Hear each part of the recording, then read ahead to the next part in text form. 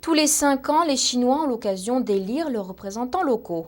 Ces élections restent largement symboliques et n'ouvrent qu'au niveau le plus bas du pouvoir, le Congrès local du peuple. Cette année, un nombre sans précédent de candidats indépendants non soutenus par le Parti communiste se sont présentés. Mais le parti au pouvoir semble décidé à mettre des bâtons dans les roues de ces optimistes de la démocratie. Le reportage suivant nous en dit plus.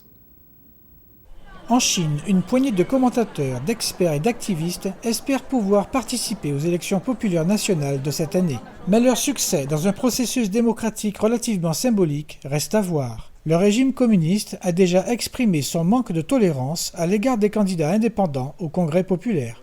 Liu Ping, une pétitionnaire originaire de la province du Jiangxi, a été parmi les premières à se présenter. Son élection au niveau régional, considérée comme un test pour le reste du pays, a eu lieu en mai.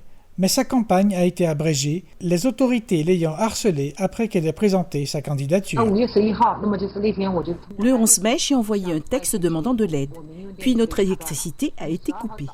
Le 12 mai, j'ai été arrêtée et le lendemain matin, ils ont fouillé mon domicile. Ils m'ont réprimé sans relâche de peur que je n'arrive à représenter le peuple.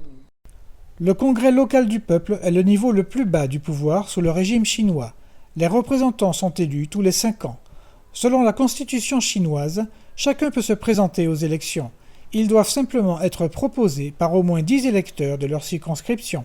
Jusqu'à présent, plus de 120 personnes se sont présentées dans le pays, beaucoup d'entre elles grâce au soutien des médias sociaux.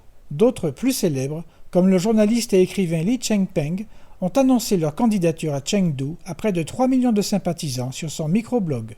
Le régime chinois n'est pas tranquille face à l'expression de cette conscience politique. Son département de la propagande a déjà interdit la couverture médiatique de nombreux candidats. Le 30 mai dernier, le Global Times, un journal officiel de l'État, mettait en garde contre ces candidats influencés par de soi-disant forces étrangères hostiles. Les élections au Congrès local du peuple se dérouleront jusqu'à la fin de l'année prochaine.